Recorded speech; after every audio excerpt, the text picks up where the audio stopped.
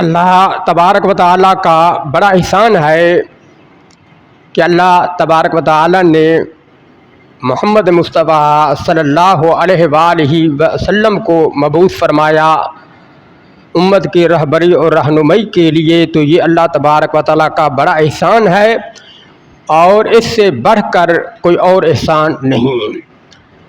تو اس لیے اللہ تبارک و تعالیٰ نے قرآن مجید کے اندر اس احسان کا ذکر فرمایا کہ لقد من اللہ علی المؤمنین اذ بعث فیہم رسولا من انفسہم، کہ اللہ تبارک و تعالیٰ کا مومنین پر کیا ہے احسان ہے کہ اللہ تبارک و تعالیٰ نے انہی میں سے رسول مبعوث فرمایا، یتلو علیہم آیاتہ، کہ اللہ تبارک و تعالیٰ کی آیات کی ان پر کیا کرتا ہے، تلاوت کرتا ہے، یتلو علیہم آیاتہ ویزکیہم، اور وہ ان کو کیا کرتا ہے، پاک کرتا ہے، یعنی شرک و کفر سے، گندگیوں سے، ویزکیہم ویعلمہم الکتاب والحکمہ، اور ان کو کتاب و حکمت کی کیا دیتا ہے، تعلیم دیتا ہے، وَإِن كَانُوا مِن قَبْلُ لَفِي ضَلَالٍ مُبِينٍ، اور آپ علیہ الصلوۃ والسلام کے مبعوث ہونے سے پہلے لوگ گمراہی میں تھے۔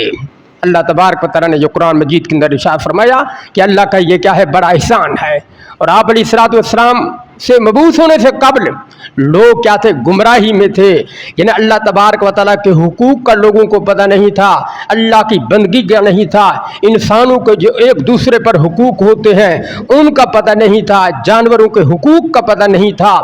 لیکن آپ علیہ الصلوۃ والسلام کو اللہ نے مبعوث فرمایا تو نبی کریم صلی اللہ علیہ وسلم نے لوگوں کو اللہ تبارک و تعالیٰ کے حقوق کی کیا دی، تعلیم دی، اور انسانوں کے جو حقوق ہیں ان کی کیا دی، تعلیم دی، اور اٹھنے بیٹھنے کھانے پینے چلنے پھرنے کے آداب سکھلائے۔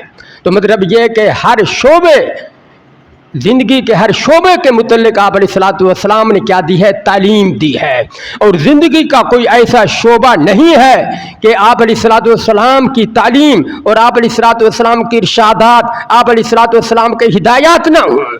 زندگی کا کوئی شعبہ ایسا نہیں ہے، زندگی کے تمام شعبوں کے متعلق آپ علیہ الصلوۃ والسلام کی ہدایات اور آپ علیہ الصلوۃ والسلام کے فرامین موجود ہیں۔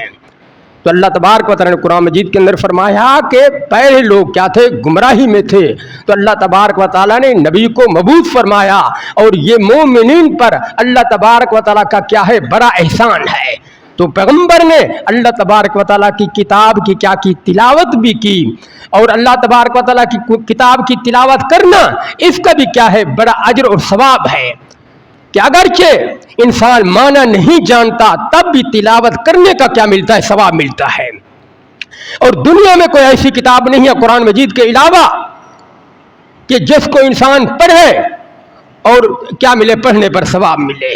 تو اللہ تبارک و تعالیٰ کی کتاب ہے کہ انسان پڑھتا ہے، ترجمہ نہیں بھی آتا تب بھی اللہ تبارک و تعالیٰ اجر عطا فرما دیتے ہیں کہ کتاب اللہ کا ایک حرف انسان پڑھے، اللہ تبارک و تعالیٰ فضل و کرم سے 10 نیکیوں کا ثواب عطا فرما دیتے ہیں۔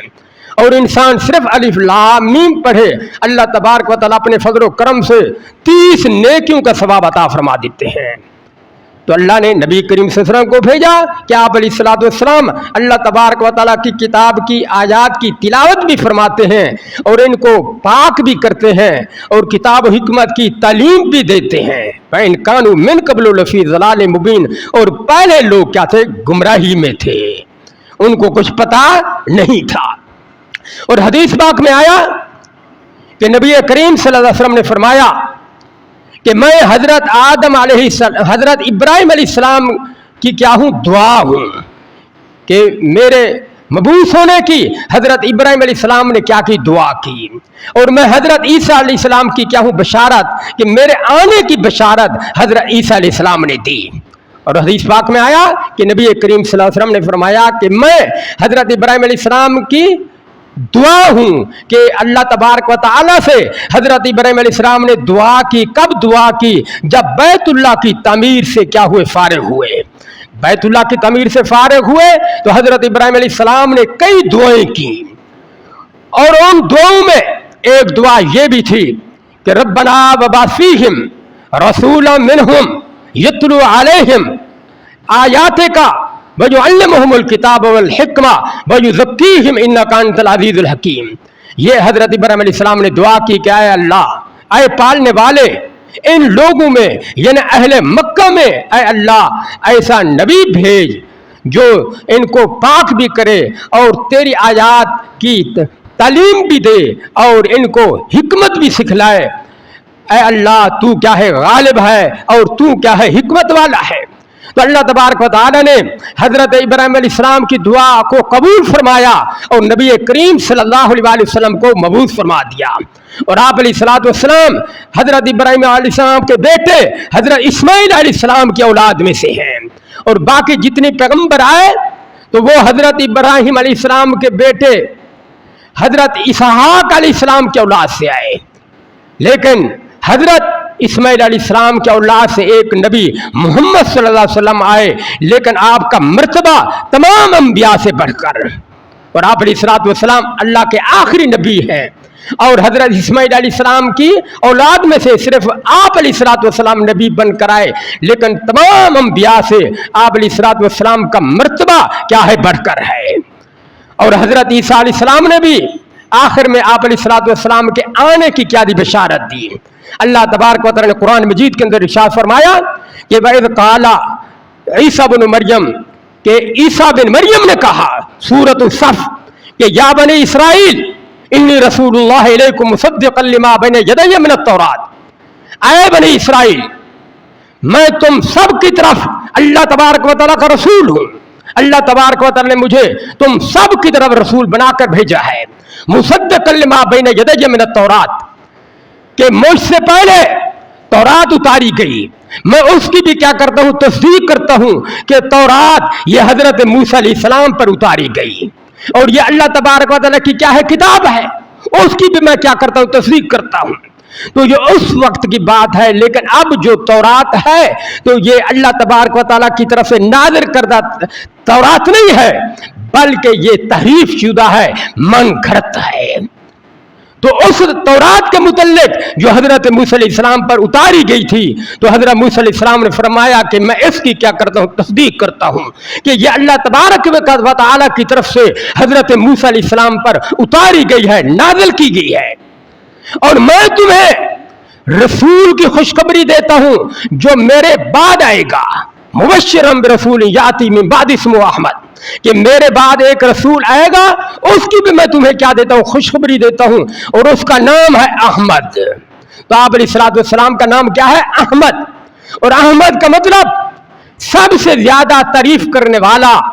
और अल्लाह तबारक व तआला की तारीफ जितनी नबी करीम सल्लल्लाहु अलैहि वसल्लम ने की है इतनी किसी ने नहीं की, तो इसलिए आप अलैहिस्सलातु वस्सलाम अहमद हुए, सबसे ज्यादा अल्लाह की तारीफ करने वाले और सबसे ज्यादा अल्लाह की बंदगी करने वाले और सब इंसानों से ज्यादा मुत्तकी, सब इंसानों से ज्यादा परहेजगार नबी करीम सल्लल्लाहु अलैहि वसल्लम।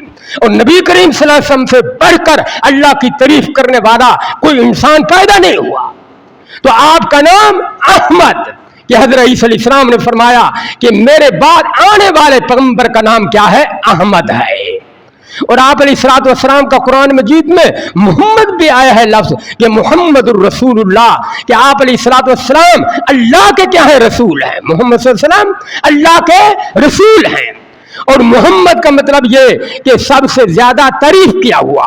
तो जितनी तारीफ दुनिया में नबी करीम सल्लल्लाहु अलैहि वसल्लम की गई इतनी किसी और आदमी की नहीं की गई। तो इस एतबार से आप अलैहिस्सलातु वस्सलाम मोहम्मद।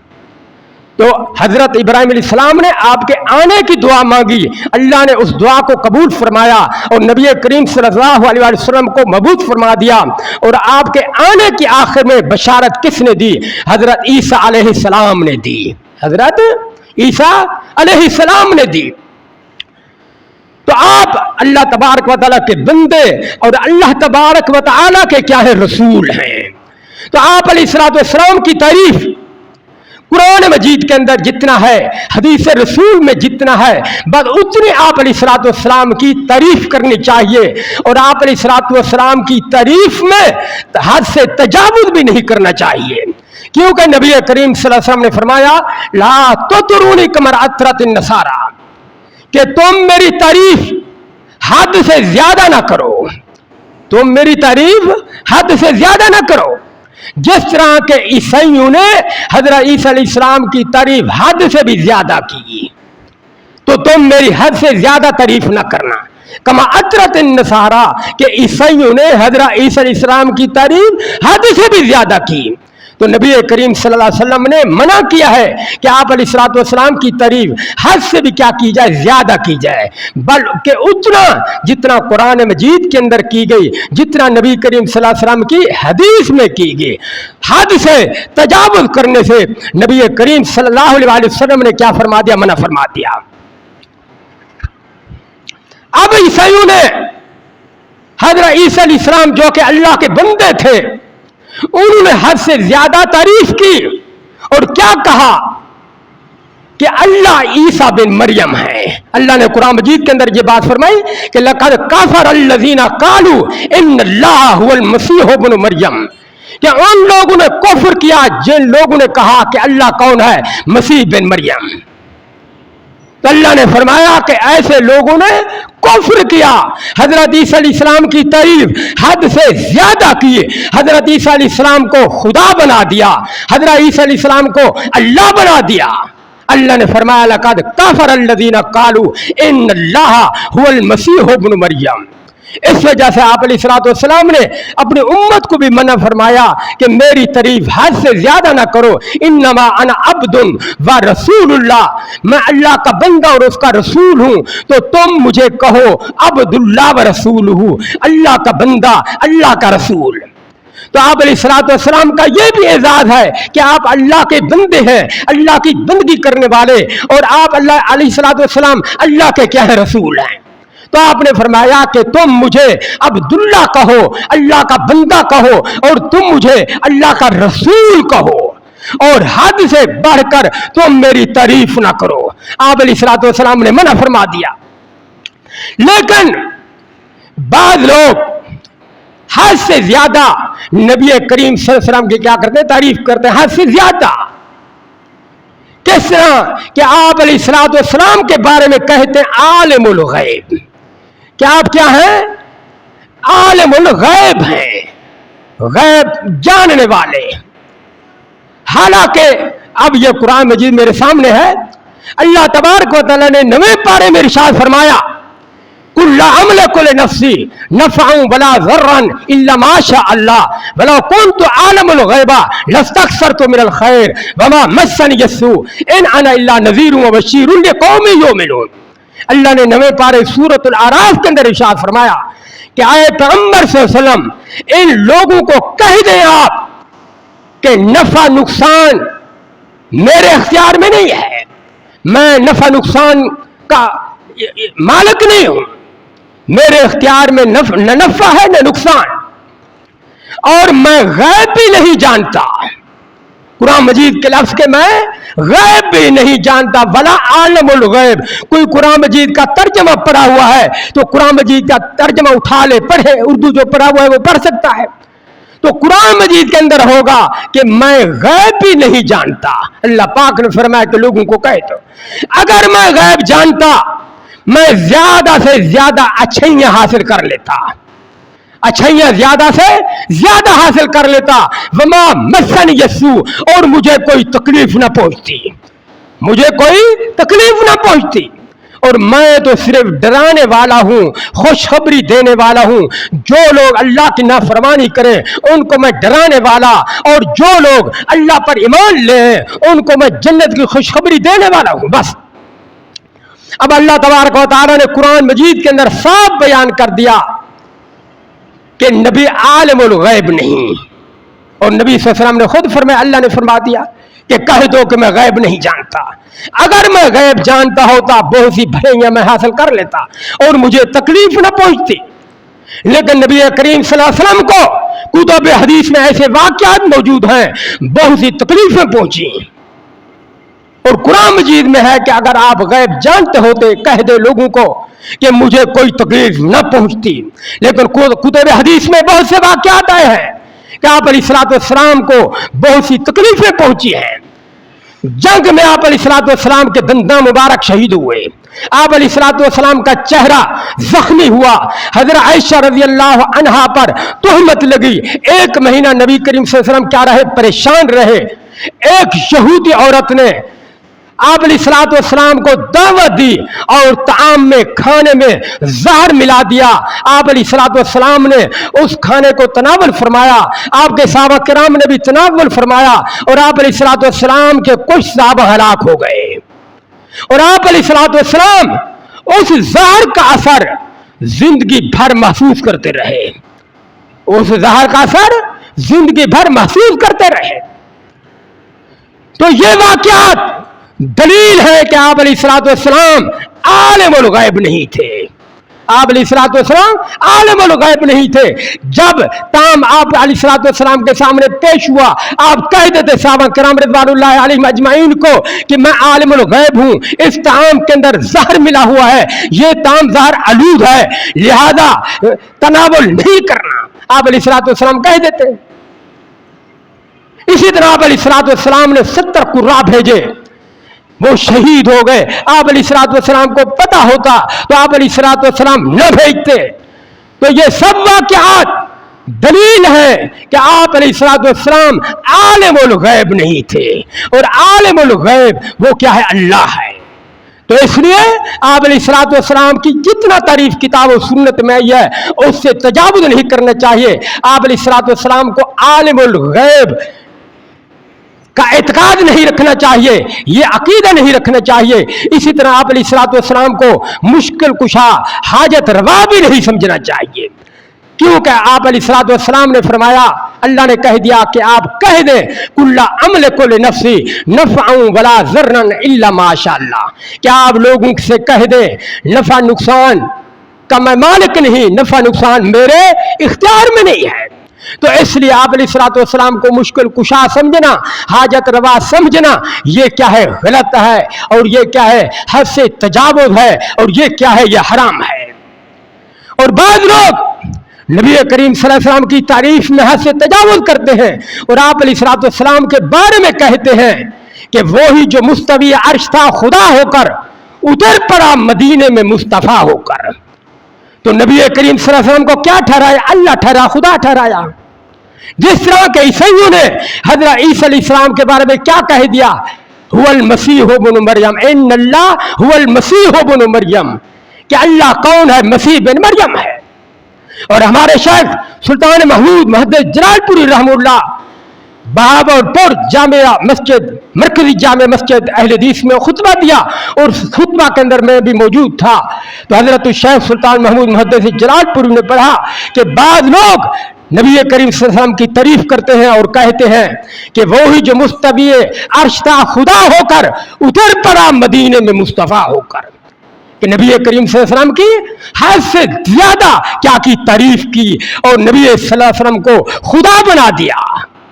तो इसलिए आप अलैहिस्सलाम ने मना फरमाया कि ला तुतरूनी कमा अतरत नसारा, कि मेरी तारीफ तुम हद से ज्यादा ना करो, मैं अल्लाह का बंदा और अल्लाह का रसूल हूं, मुझे तुम अल्लाह का बंदा और अल्लाह का रसूल कहो, बस इतना क्या है, काफी है बात। आप अलैहिस्सलाम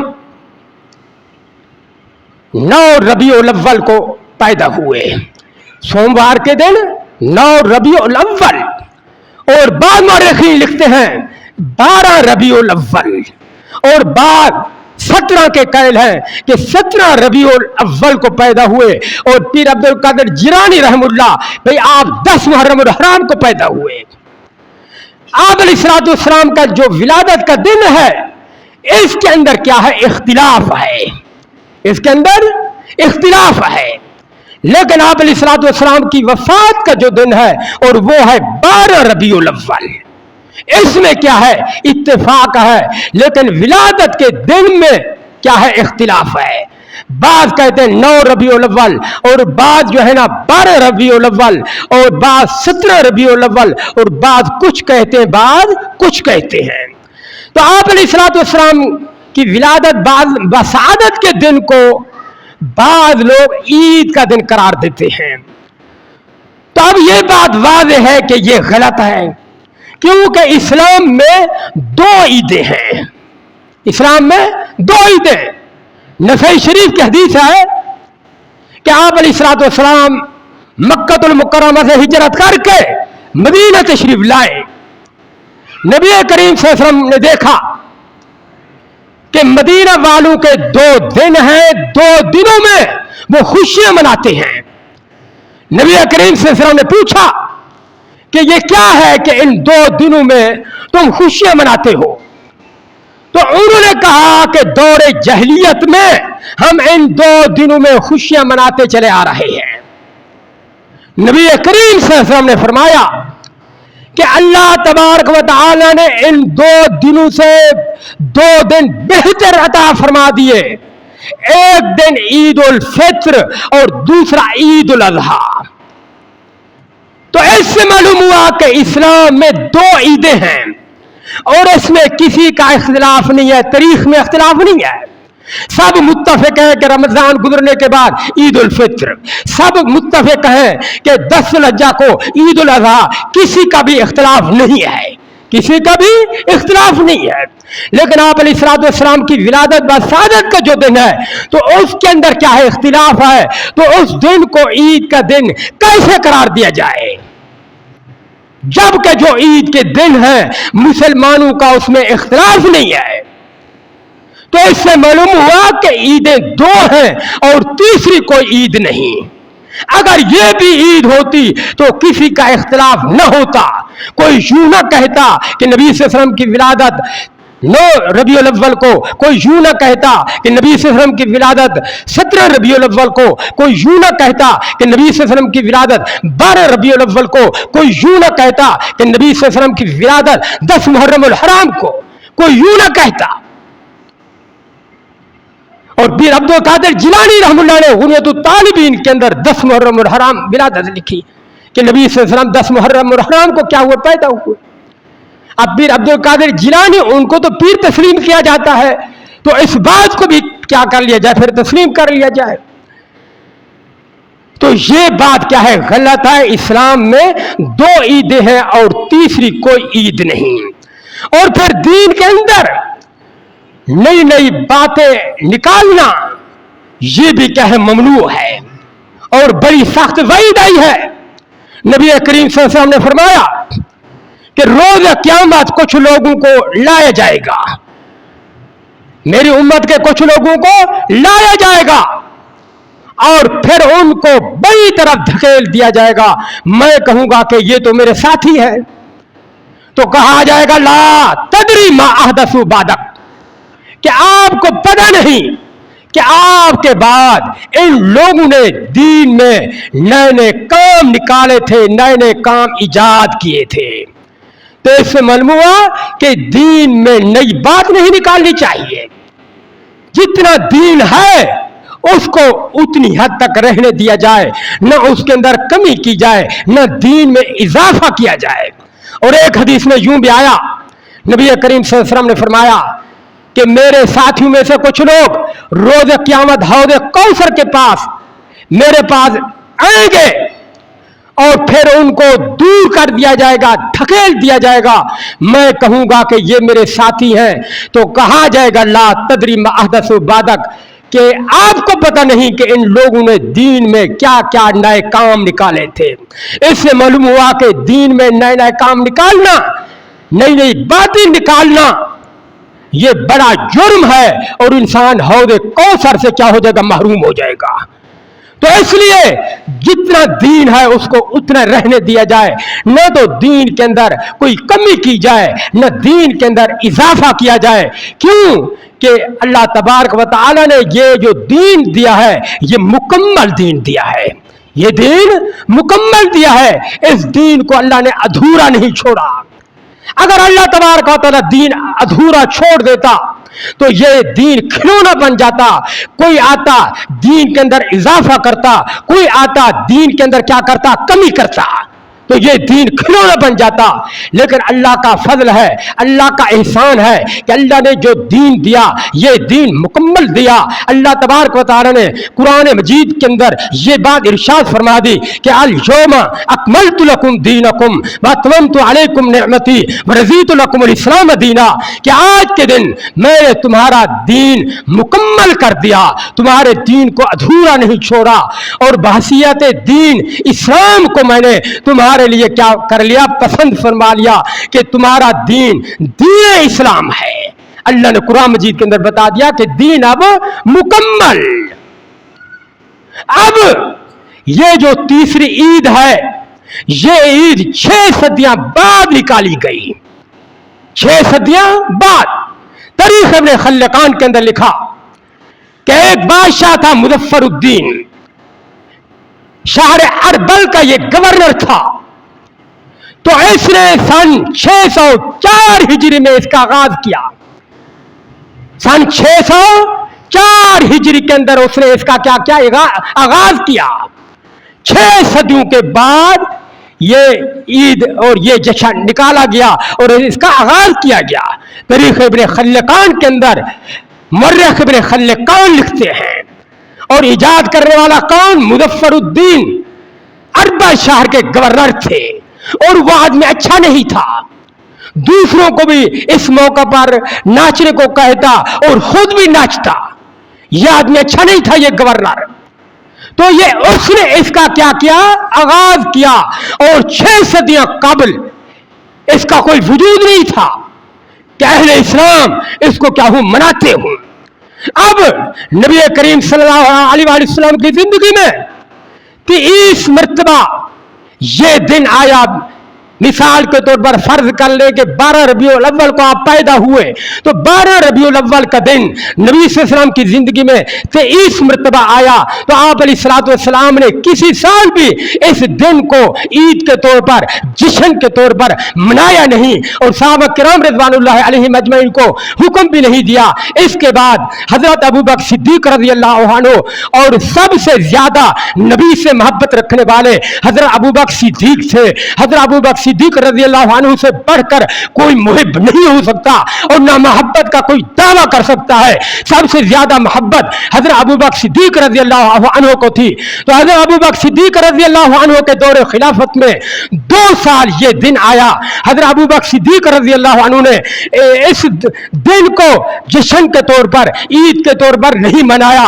حضرت ابوبکر صدیق رضی اللہ عنہ کے بعد حضرت عمر فاروق رضی اللہ عنہ کا دور خلافت آتا ہے. ان کا دور خلافت ان کی مدت 10 برس ہے, 10 سال ہے. تو انہوں نے بھی اس دن کو عید کے طور پر, جشن کے طور پر منایا نہیں, اور نہ منانے کا حکم دیا. ان کے بعد حضرت عثمان غنی رضی اللہ عنہ کا دور آتا ہے, ان کا دور خلافت 11 سال. تو انہوں نے بھی حکم نہیں دیا کہ اس دن کو جشن کے طور پر منایا جائے, عید کے طور پر منایا جائے. اس کے بعد حضرت علی رضی اللہ عنہ آتے ہیں, ان کا دور خلافت 5 برس. تو انہوں نے بھی اس دن کو جشن کے طور پر منانے کا حکم نہیں دیا. اسی طرح صحابہ کرام رضوان اللہ علیہم اجمعین کا دور 110 ہجری تک صحابہ کرام کا دور رہتا ہے, 110 ہجری تک. تو کسی صحابی نے اس دن کو جشن کے طور پر منانے کا حکم نہیں دیا. اسی طرح تابعین کا دور 180 ہجری تک رہا, تو کسی تابعی نے اس دن کو منانے کے طور پر حکم نہیں دیا کہ اس دن کو جشن کے طور پر, عید کے طور پر منایا جائے. تابعین کا دور 220 ہجری تک رہا, تو تب تابعین نے بھی اس دن کو جشن کے طور پر منانے کا حکم نہیں دیا. اور صحابہ کرام رضوان اللہ علیہم اجمعین کا دور, تابعین کا دور, تب تابعین کا دور, ان ادوار کے بارے میں نبی صلی اللہ علیہ وسلم کا فرمان ہے, خیر الناس کرنی ثم الذین یلونہم ثم الذین یلونہم, کہ بہترین دور میرا دور, یعنی میرا اور میرے صحابہ کرام رضوان اللہ علیہم اجمعین کا دور ہے, اور میرے بعد پھر جو دور اس کے بعد آئے گا یعنی تابعین کا دور بہترین دور, پھر اس کے بعد جو دور آئے گا یعنی تابعین کا دور وہ بہترین دور. تو یہ 3 ادوار ہیں نبی صلی اللہ علیہ وسلم نے ان کے بہترین ہونے کے بارے میں فرمایا ہے کہ یہ بہترین دور ہیں, ان کے بعد پھر بدعات شروع ہو جائیں گے, لوگوں میں گڑبڑ. کہ دین کے اندر وہ کیا کریں گے؟ گڑبڑ کریں گے اور پھر وہ فرقوں میں بٹ جائیں گے. کوئی فرقہ کس طرح ہوگا اور کوئی فرقہ کس طرح ہوگا. اب یہ 3 ادوار ہیں، تو ان ادوار کے اندر اس دن کو جشن کے طور پر نہیں منایا گیا، اور یہ کیا تھے؟ بہترین دور تھے. ان ادوار سے بڑھ کر کوئی اور دور بہتر نہیں ہو سکتا. تو اس لیے دین کے اندر اضافہ نہیں کرنا چاہیے، کمی نہیں کرنی چاہیے. جتنا دین ہے اس پر عمل کریں. اب جو دین آیا ہے اس پر عمل نہیں کرتے، لیکن اپنی طرف سے جو اضافہ کیا ہوا ہے، نئی باتیں نکالی ہیں، ان کی طرف کیا ہے؟ بڑا شوق ہے. اللہ نے 5 نمازیں فرض کر دی، 5 نمازیں پڑھنے کی پابندی کرنے کی اتنا شوق نہیں ہے جتنا شوق جشن منانے کا اور نبی صلی اللہ علیہ وسلم کی ولادت بسادت کے دن کو منانے کا ہے. اتنی شوق نہیں ہے کہ 5 نمازیں ان کی کیا کی جائے؟ پابندی کی جائے، اور دوسرے جو غلط کام ہیں ان سے کیا کیا جائے؟ اجتناب کیا جائے، ان سے پرہیز کیا جائے. اور جو کتاب و سنت سے کیا ہے؟ ثابت ہیں، ان کی اتنی پابندی نہیں. لیکن جو کام اپنی طرف سے نکالے گئے ہیں ان کی اتنی پابندی کیوں کی جائے؟ اور یہ بات بتائی جائے مجھے کہ جو باتیں کتاب و سنت میں ہیں، نبی صلی اللہ علیہ وسلم نے ان کے لازم ہونے کا حکم دیا کہ یہ لازمی طور پر کرو، لیکن ان کو چھوڑ دیا جائے. اور جو کام آپ نے نہیں بتائے، انسانوں نے اپنے شوق سے نکال لیے ہیں، تو ان کو پابندی کے ساتھ کیا جائے. تو کیا یہ دین اسلام ہے؟ تو یہ دین اسلام نہیں. اور حضرت عائشہ رضی اللہ عنہا نے فرمایا کہ نبی صلی اللہ علیہ وسلم کا فرمان ہے کہ من احدث فی امرنا ھذا ما لیس منہ فہو رد، کہ جو شخص ہمارے اس دین کے اندر ایسی بات نکالتا ہے جو اس دین سے نہیں ہے، یعنی اس کا ثبوت کتاب سے نہیں ہے، سنت رسول سے نہیں ہے، فہو رد، تو وہ مردود ہے. اللہ کی بارگاہ میں وہ مردود ہے، وہ قابل قبول نہیں. تو لہذا عمل وہی کریں جو نبی صلی اللہ علیہ وسلم سے ثابت ہو، قرآن سے ثابت ہو، اور اس عمل کو بھی نبی صلی اللہ علیہ وسلم کے بتائے ہوئے طریقے کے مطابق کریں گے، وہ عمل اللہ کی بارگاہ کے اندر قبول ہوگا. لیکن جو عمل آپ علیہ الصلوۃ والسلام نے بتایا نہیں، انسان وہ عمل کرے گا دین سمجھ کر، تو وہ کیا ہوگا؟ مردود ہوگا. حضرت عائشہ رضی اللہ عنہ اس حدیث کی راوی ہیں، اور وہ فرماتی ہے کہ نبی صلی اللہ علیہ وسلم نے اس طرح فرمایا: من احدث فی امرنا ما لیس ھذا فہو رد، کہ جس نے کوئی ایسا کام نکالا، ایسی بات نکالی جو ہمارے دین میں نہیں ہے، دین سے اس کو تعلق نہیں ہے، فہو رد، تو وہ بات مردود ہے، وہ عمل مقبول نہیں ہے، مردود ہے.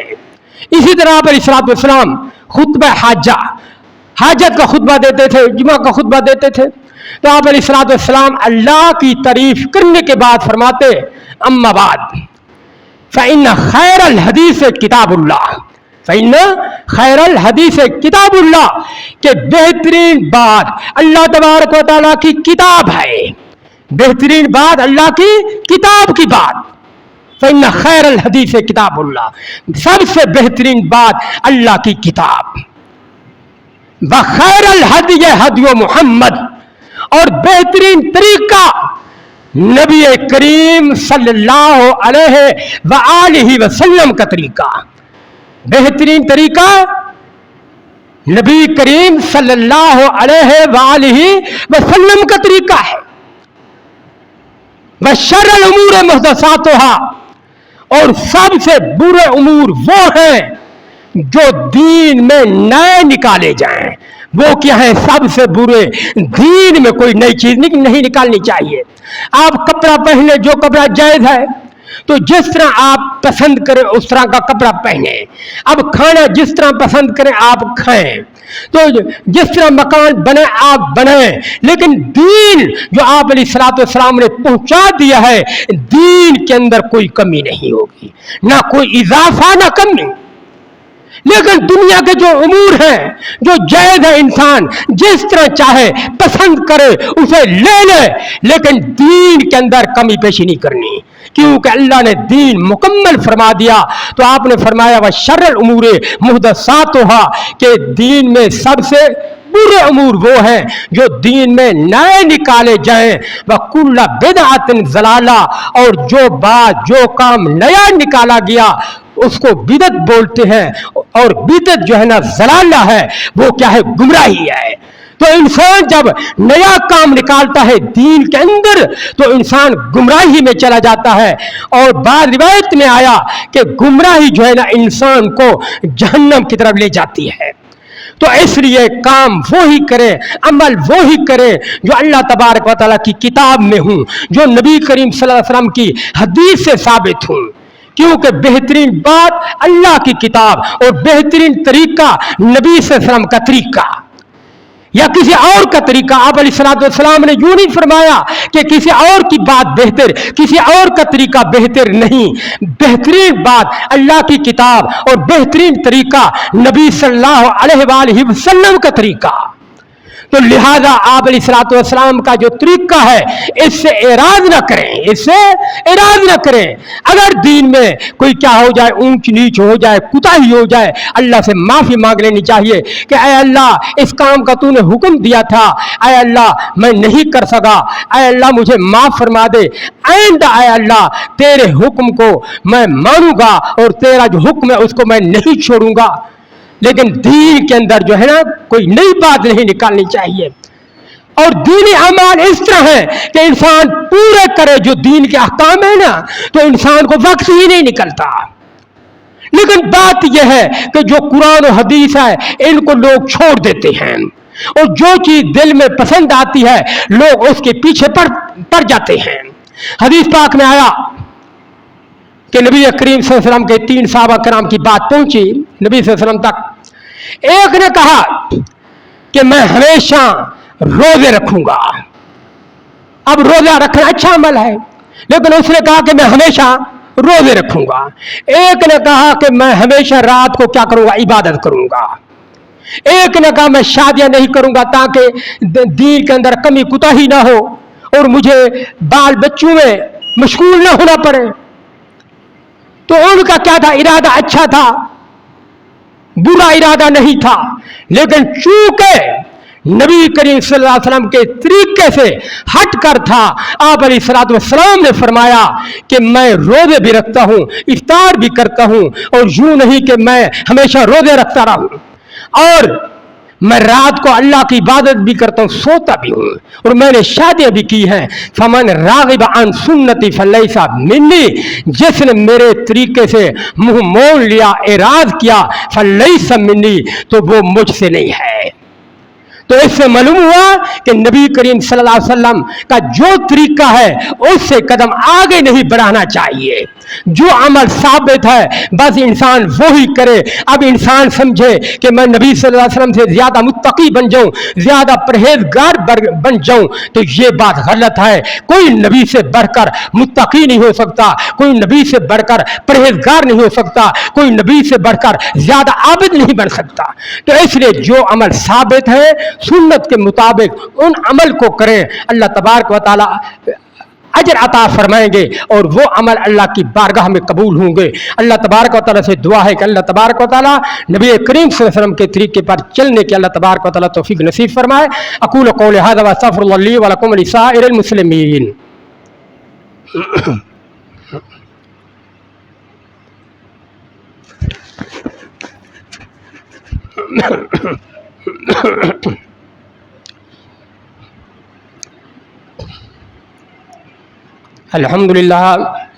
الحمدللہ نحمدہ ونستعینہ ونؤمن بہ ونتوکل علیہ ونعوذ باللہ من شرور انفسنا ومن سیئات اعمالنا من یہدہ اللہ فلا مضل لہ ومن یضللہ فلا ہادی لہ واشہد ان لا الہ الا اللہ وحدہ لا شریک لہ واشہد ان محمدا عبدہ ورسولہ۔